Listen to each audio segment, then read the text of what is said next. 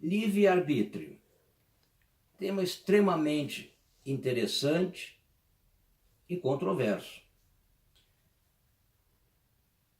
Até onde o ser humano possui livre-arbítrio? Total livre-arbítrio. Até onde o ser humano é dono, único dono dos seus atos, único responsável pelos seus atos. Diferentes escolas, cada uma tem um matiz sobre esse assunto. O Espiritismo, na Bíblia, no marxismo e na filosofia. Então vamos trabalhar esse ponto para fazer uma profunda reflexão no sentido de ver as diferenças, como cada uma trata essa questão tão interessante do livre-arbítrio. O Espiritismo, lá no Livro dos Espíritas, do Allan Kardec, fala o seguinte: o homem tem o livre-arbítrio de seus atos, diz, já que tem a liberdade de pensar, tem também a de agir. Sem o livre-arbítrio, o homem seria uma máquina, segundo o Espiritismo.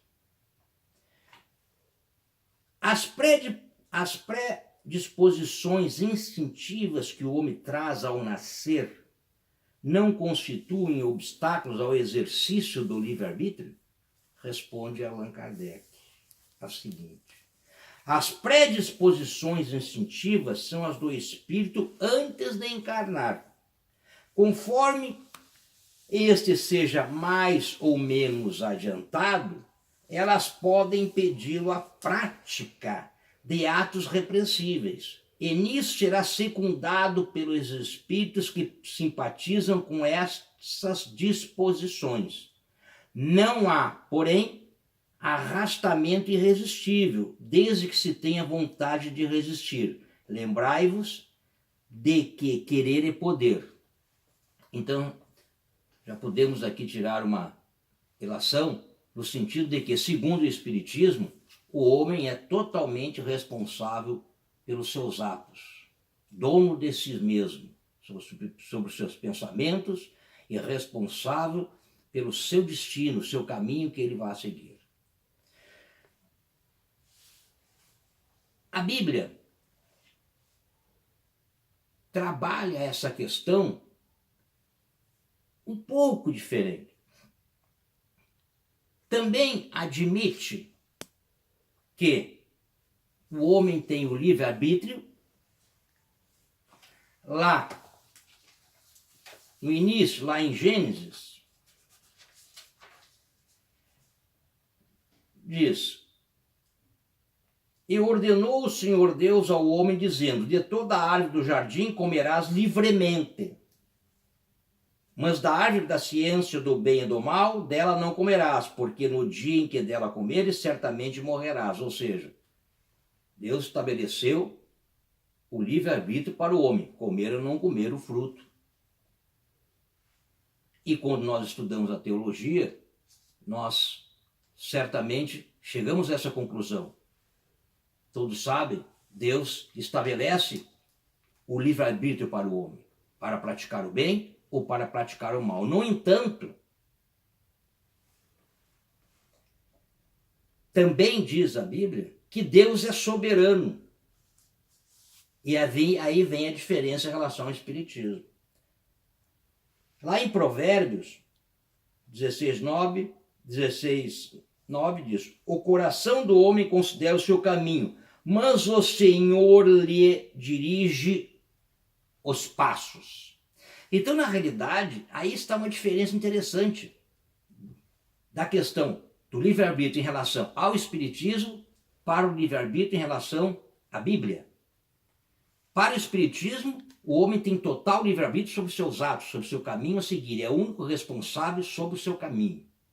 Já na Bíblia, diz que o homem tem um livre-arbítrio. Eu li só uma passagem, mas são várias. Mas também diz que o Senhor é soberano. Então há que se fazer essa junção, que ela não é fácil.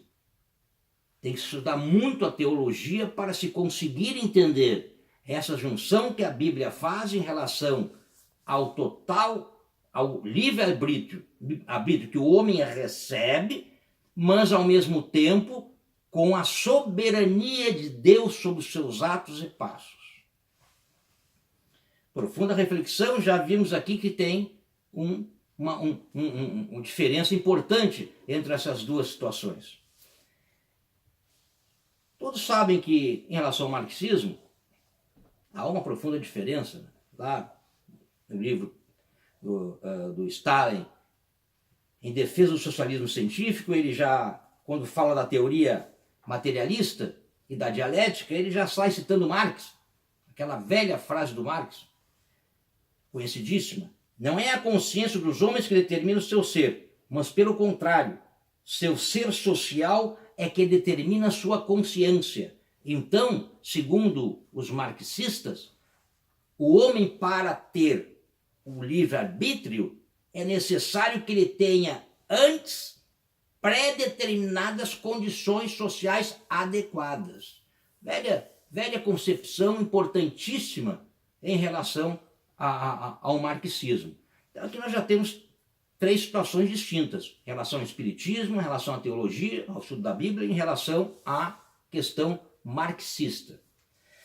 E quanto à questão filosófica, eu fui lá procurar no Nietzsche, que fala muito sobre isso, e aí é forçoso ler esta passagem no livro Humano, Demasiado Humano, de Friedrich Nietzsche. Diz ele sobre essa questão do livre-arbítrio: de maneira que sucessivamente tornamos o homem responsável por seus efeitos, depois por suas ações, depois por seus motivos e finalmente por seu próprio ser. E afinal descobrimos que tampouco este ser pode ser responsável na medida em que é inteiramente uma consequência necessária e se forma a partir dos elementos em fluxo de coisas passadas e presentes. Portanto, que não se pode tornar o homem responsável por nada, seja por seu ser, por seus motivos, por suas ações ou por seus efeitos. Com isso, chegamos ao conhecimento de que a história dos sentimentos morais é a história de um erro, o erro da responsabilidade que se baseia no erro do livre-arbítrio. Segundo Nietzsche, então, o homem não tem nenhum livre-arbítrio. Então nós temos aqui 4 situações muito interessantes para fazer essa reflexão sobre a questão do livre-arbítrio. O homem tem total livre-arbítrio ou não? É como o Espiritismo fala, é como a Bíblia fala, que tem, mas Deus é soberano, como Marx fala, existe antes uma pré-questão de adequação social, ou é como Nietzsche fala, que o homem não tem nenhum livre-arbítrio. Em outras passagens Nietzsche fala: o homem, como é que poderia ter livre-arbítrio se o homem não tem o livre-arbítrio de sentir fome, sentir sede, etc. Bom, então essa